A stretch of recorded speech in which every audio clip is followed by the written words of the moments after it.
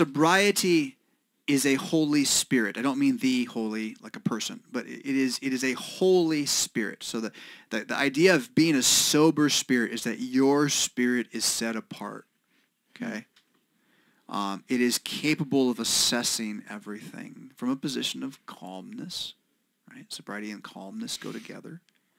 And so the Christian just is to pursue sobriety. And what you observed at the wedding, which is a celebration, which is a place where there should be not pure sobriety, actually. There should be a great deal of jubilation at a wedding. I'll become even more undignified than this, David sang and danced, right? So there's a place for some sort of jubilation, but that doesn't mean vain jubilation or godless, blasphemous jubilation or excessive drunkenness, right? It doesn't mean any of those things. It means jubilation. So sobriety, again, as a spirit, a way of wanting to be, all Christians are called to, and what you're feeling from these guys is a lack of sober thinking in them. Forget the alcohol, take away the drinks. Tomorrow morning, they're scrolling, they're whatever. I don't know what they're doing, but they're eating sugar. All these things have impacts on the psyche at the end of the day. Your body is a complex reality, and if you're feeling it one kind of fuel or a different kind of fuel, and your body doesn't like that kind of fuel, like that changes everything too. And so you're very right about recognizing we need to be careful what we do with our bodies. How we handle and manage our bodies is part of our Christianity, that is our Christian discipline. But be really careful about making the claim that anything that hurts your body over time, you're not allowed to do because it's a sin. I'd be very careful with that one. Because once you start down that road, you're going to just kind of have to starve to death. I mean, you're not going to be able to purify enough. And there's a reason that the cleanliness religion of the Old Testament, which was a good societal establishment by God to keep his people alive through very difficult ages, became a purity religion about how clean you are. Right? How clean is my body?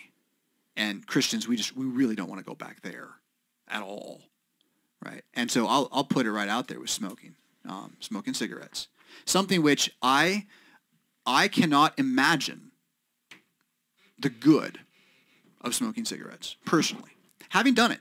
Okay, never addicted, but when I was drunk as a young man, I smoked a few. Never really wanted to get into the buying them thing, and so managed to, my greed kept me off of the becoming a smoker. But I know good Christian pastors who smoke their whole life long.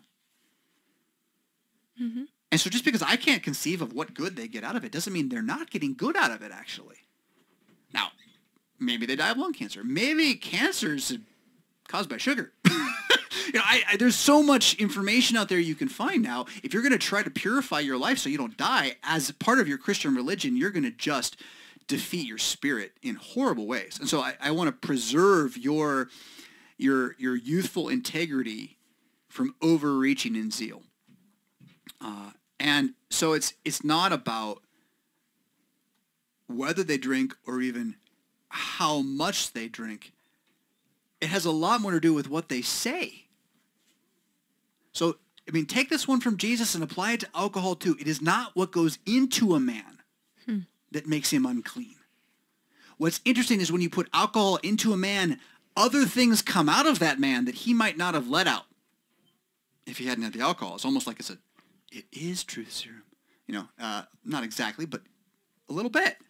So it's not what goes in, it's what comes out. And what you were most disturbed by was what was coming out of everybody. Okay?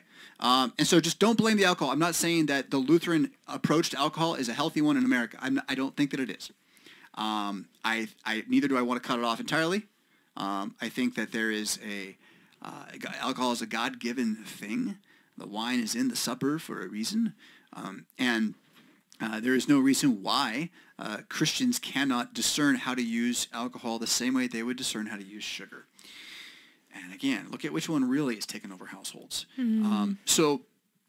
I'm not going to make a rule against sugar for Christians. Mm-hmm. Ever. I'm not morally better than you just because I don't eat this thing that I think gives you inflammation and headaches and a bad attitude and makes you fat. Yeah, mood swings. Yeah, mood swings. I mean, but if you are willing to walk that walk as a Christian and exercise self-control and love in that world where you have a different kind of pain than I do, like, we're going to have that distinction with each other, right? If you really want to wear perfume that makes everyone else feel like the room smells like you, right? Like, is that a sin? I mean, the vanity might be a sin, right? There's a sin behind a lot of things. We're always doing things for sinful reasons, but we really don't want to impute to the substance the sin.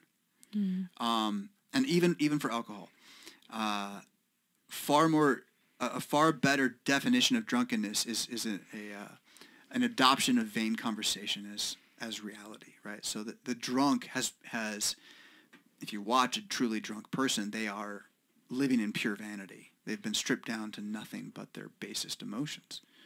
Now, a little beer, a little wine won't do that. It'll just kind of like loosen your emotions a bit, and you can kind of let it out.